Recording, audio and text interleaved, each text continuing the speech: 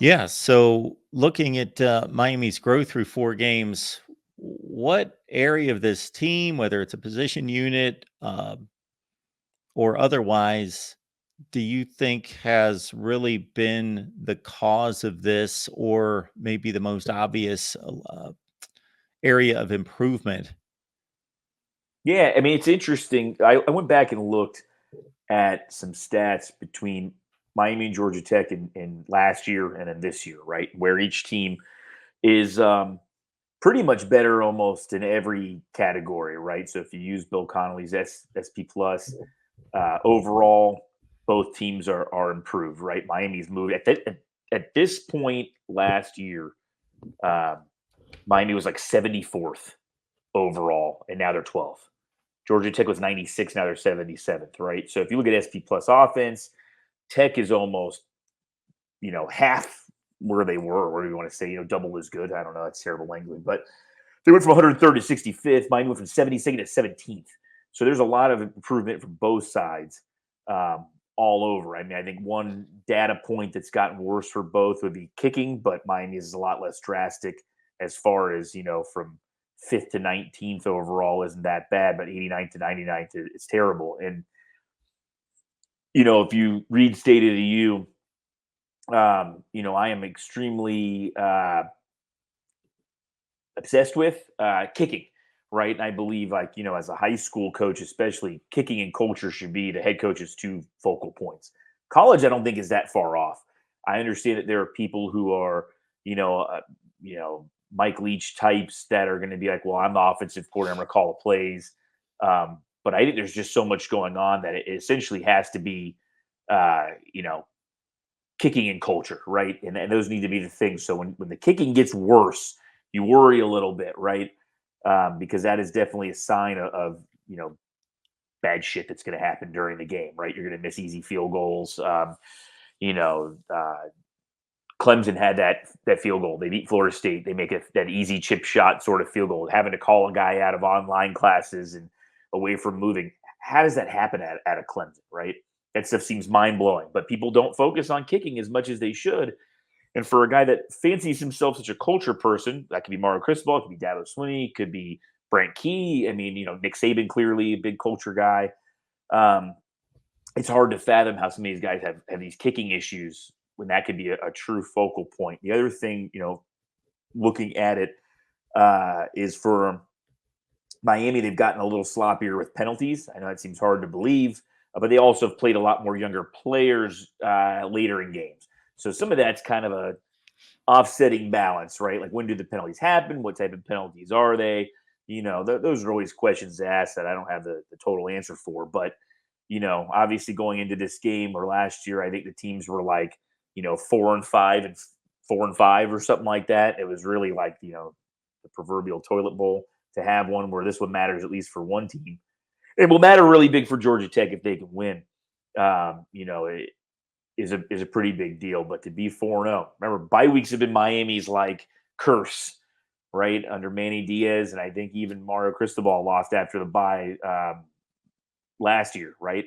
And so, or the idle week, I guess technically not a bye week, but you're seeing that. So what does that mean? I would say it's a culture thing, right? Because how good is that week of practice? Did you beat the crap out of the guys, or did you let them rest and recovery? And the way that works with strength and conditioning and whatnot is always interesting too.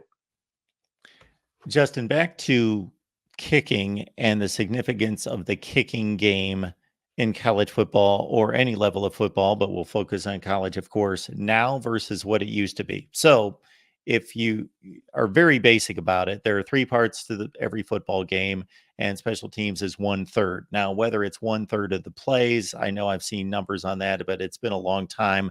I don't think it's quite 1/3 of the plays. And I think even beyond that, some of those plays are somewhat obviously an extra point is almost a given. So the significance of that play is minuscule compared to other plays because it's almost a layup. Now we've changed the rules to a degree for the safety of the players that has diminished the kicking game even more, meaning you got to kick off And first of all, the kickers are just better and have gotten better through the years. So they're kicking the ball through the end zone. Number two, the kick returner can catch the ball anywhere on the field and you advance the ball to the 25-yard line. So they're very much coached to catch the football and fair catch it. And so that negates that play as being meaningful in any way, even though I completely disagree with that rule because it flies in the face of the framework of the game. There is no justification for why somebody should be able to catch the ball at the 3 or the 9 or the 12 or the 24 and have it be advanced to the 25. It's just a contrived situation that doesn't make any sense. But that's another point. Punters are better and they can pinpoint, and obviously many of them take the rugby style and limit half the field or 2/3 of the field and pin.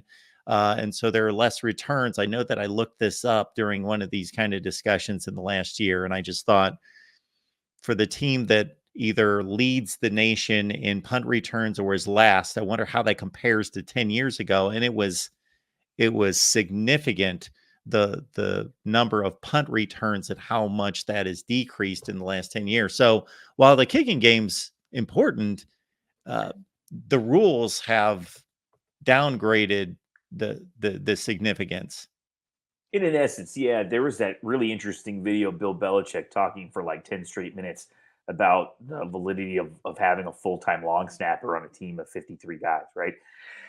I think that there are professional long snappers at this point, right? Full time, they're usually a walk on type person. Maybe they get a scholarship in a big ceremony or whatever, in the middle of practice or something. But that is a way to eliminate that in a sense, right? But Miami had a punt blocked against Texas A&M, right, which got them in a big hole and had that game not completely flipped.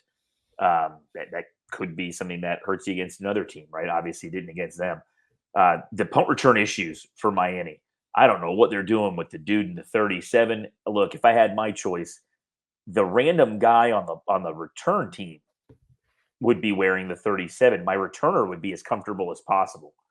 So questions to ask would be I've hoped that some beat reporter would ask this tomorrow, Cristobal. Do you practice with two jerseys on? Like, so does your receiver practice every single punt return they take with the extra jersey pulled over? Some people Velcro them on, but these look pulled over. Does he practice with it? Because if he doesn't, that's a fool's errand, right? Like, why aren't you? How we do one thing is how we do everything. Is it? I would love to know if they practice with it on. And they probably did after the first two disasters, right? Maybe they did. I'd love to know why the other random guy isn't wearing it. Like, if you've got a returner and that's your guy, why isn't the other random person wearing the jersey? That doesn't. I just think you would want the guy doing this with 11 people chasing him down would be the most comfortable SOB on the field, right? I want him as comfortable as possible. What do you do every single day? Oh, I wear one jersey and I go okay, well, let's do it. You don't all of a sudden start feeling punts backwards or something, right? It doesn't make sense. So I think there are things that are being overlooked at times. Miami's averaging 4.4 yards per punt return. The Georgia Tech main returner's got 11. 7 yards doesn't sound like a lot, but there's your field goal going from 34 to 41. College kickers are going to make a lot more 34s than 41s, right? And punt return yards, Leary's a really good, kick returner, but Rashard Smith has 44 yards a return. If you do have a guy that you trust to field the thing and actually run it and not call a fair catch, the reason they changed that rule to that kind of weird window there was because they're so good, like you said, the kickers were just lofting the ball up and landing it right on the 5 on the number and killing the guy. And so they were like, well, this whole taking a touchback to the 25 doesn't work if they never put it in the end zone on purpose.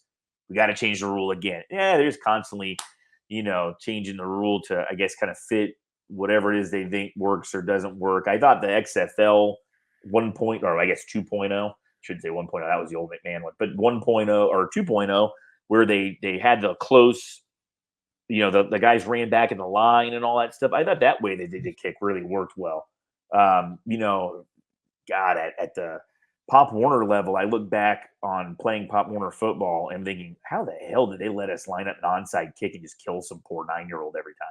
like as a person, as a player, like that was my job. I kicked a little bit. So what do the rules of the kicking game are very odd, but it's all easy until you screw up. They say you never know the long snapper's name until he bombs one over the punter's head, right? You don't even worry about a punt return until it's obviously been screwed up for 4 straight games, and hopefully an off week fixes that. But Miami hadn't returned a kick in years for a touchdown. Somebody might have said it actually was the Duke game with all the laterals from. I think I was living in Oregon. That might have been 2016. So a lot of moves ago. Just food for thought on a kicking game, and I think it also is an attention to detail thing. If Bill Belichick is obsessive about the kicking game, it must matter. And the guy's won a lot of Super Bowls, both as an assistant and a head coach. Yeah, I thought I might be the only one that was thinking the same thing, and I haven't thought any more about it since exactly what you brought up about having to put the extra jersey on before he hits the field. It just seems like it went through my mind as it being a point of uh, that mattered, and then I thought, yeah, it shouldn't matter. It shouldn't, probably won't come up, probably won't be a big deal, but you try to eliminate all those things, and I'm thinking, and he's kind of hurt you where he should be focused on his job, and it's difficult to catch a football that's fluttering in the sky 50 yards above your head. That's a difficult thing to do. Go out and try it, folks. uh Seconds before that, he's messing with his, trying to get it on. Yeah. Well, and now a coach is looking at something else. Look at Notre Dame and Ohio State. You want those guys being head count guys, right? Like in the high school level, we always had a guy up top who was the head count guy. Count them up for me. You'd have to repeat that as the head coach. Hey, count them up for me. We got 11. We got 11. Blah, blah, blah, blah. Yeah, we got 11. You sure? Yeah, we got 11. We got 11. All right. Okay, let's go. Like, I would double check every time. Like, you sure we have 11? Because it looks like there's damn 10 guys or there's 12 guys. You would count that over and over. Well, now 3 people are putting the damn shirt on this guy. Like, all people who could be doing another job, coaching their position group, doing God knows what else that they could possibly be doing, like counting heads. And then too many players in the field. Florida had that issue. It didn't help them because they still give a touchdown. And I'm trying to think of another game where it was just, Trent Dilfer losing his absolute mind like an idiot on the sideline at one of his assistant coaches and treating him like shit. That was just not a good situation, but it cost them the game. They had 13. They ran one guy off. They had 12 in the field. I mean, pretty much cost them the game against Tulane. So that's just things to think about. What else could you be doing besides dressing a guy who already is dressed, and then having him, like you said, think about other stuff? Why is he having to think about anything? The guy returning the punt, he's thinking about nothing but returning the punt, and punt returning sucks. It's really hard.